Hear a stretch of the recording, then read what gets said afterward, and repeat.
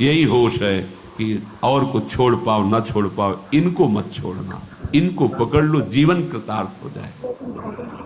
चलते हैं महाभागवत पांडवों के पावन चरित्र में प्रसंग चल रहा है।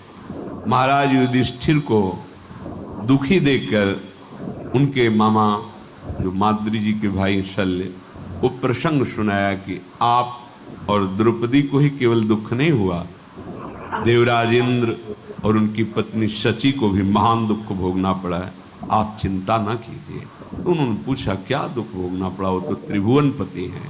तो प्रसंग चल रहा था, त्वष्टा जी के हृदय में द्वेष भाव देवराज इंद्र की प्रथा, उन्होंने विश्वरूप को मंत्र बल से प्रकट किया, देवराज इंद्र ने वज्र के द्वारा उनका, फिर उन्होंने वृत्तासुर को प्रकट किया, फिर वृत्तासुर का कल चरित्र आपने सुना। अब जो वृत्तासुर से ब्रह्म हत्या प्रकट हुई, वो इंद्र को कहीं भी शांति नहीं लेने दे रही थी। तो जल को एकांत देश में जाकर जल को स्तंभित करके कमल नाल में सूक्ष्म रूप से प्रवेश होकर के वहां रह रहे थे। अब देवराज इंद्र पद खाली था, तो समस्त ऋषि देवताओं ने देखा त्रिभुवन में अराजकता फैल रही। तो लोकपाल देवता ब्रह्म ऋषि सब विचार करने लगे कि त्रिभुवन पति पद पर किसका अभिषेक होना चाहिए, इस समय त्रिभुवन में कौन है जिसे त्रिभुवन पति पद दिया जाए। तो देखा गया तपस्या में, यज्ञों में, दान पुण्य में, धर्म में बहुत बढ़े हुए महाराज नहुष जी हैं, उनके पास देवता ऋषि सब गए, प्रार्थना की। तो नहुष ने कहा कि मैं आपके सामने बहुत दुर्बल हूं, मेरे में इतनी सामर्थ्य नहीं कि मैं आप देवता और ब्रह्म ऋषियों का शासन कर सकूं। राजा वही होता है जो सबसे बलवान होता है, मैं तो निर्बल हूं आपके सामने। तो ये सुनकर के संपूर्ण देवता ऋषि मुनि स्वर्ग के राज्य का पालन करने के लिए उनसे कहा, अच्छा तो तुम इस बात से अपने को कमजोर मान रहे हो, तो हम ये वरदान देते हैं।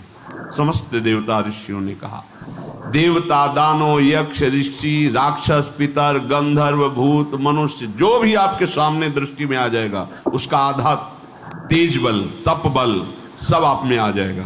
अब आपको कोई परेशानी, आप स्वर्ग में ब्रह्म ऋषियों के द्वारा आदर पा करके त्रिभुवनपति आसन पर बैठे।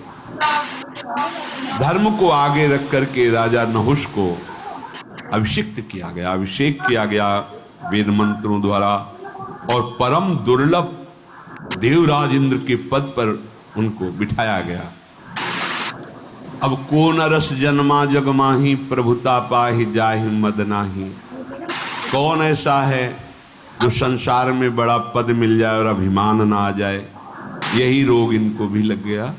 त्रिभुवनपति पद कुछ दिन तो ठीक से चला, इसके बाद मद जो है अपना प्रभाव दिखाने लगा। उनको लगा जब मैं देवराज पद का भोग कर रहा हूं तो फिर इनसे क्या। सभासदों को बुलाया, बड़े बड़े लोकपाल देवता सब उनकी सभा में बैठते।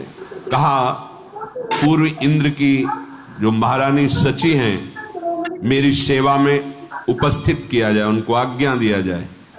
मेरी आज्ञा है मेरी सेवा में उपस्थित हो, क्योंकि जब देवराज पद का अधिकार मुझे प्राप्त है तो उनका भी। सची देवी आज रात्रि में मेरे महल में पधारे, मेरी आज्ञा सुना दी जाए। ये जब सची देवी से प्रार्थना की गई तो बहुत घबरा गई, दुखी हो गई। पातिव्रत धर्म से युक्त है, उनका तो आश्रय भगवान बृहस्पति जी हैं। वो अपने महल से निकले और बृहस्पति जी के चरणों में जाके कहा, गुरुदेव मैं आपकी शरण